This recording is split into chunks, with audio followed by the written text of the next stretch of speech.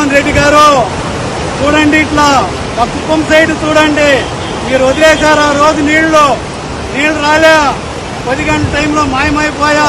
శ్రీ వెంకటేశ్వర స్వామి దయా దాక్షిణాలతో మన నారా చంద్రబాబు నాయుడు ఆశీర్వాదంతో ఎండిగా చల్లగా నీళ్లు, లెక్కలేని నీళ్లు వస్తాయి.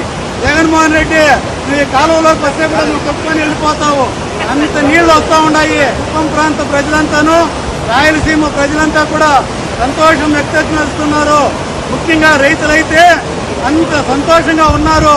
హెలికాప్టర్లో వచ్చావు, పెద్ద మీటింగ్ పెట్టావు, చంద్రబాబు నాయుడు తిట్టాకే సరిపోయి మీటింగ్ అంతాను.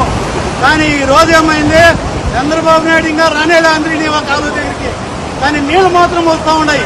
ఉత్తరాలకు పోవాలంటే, గోదావరిలో మునగాలంటే మనం ట్రైన్లో పోతా ఉంటామే, కృష్ణమ్మ నీళ్లు మునిగాకి.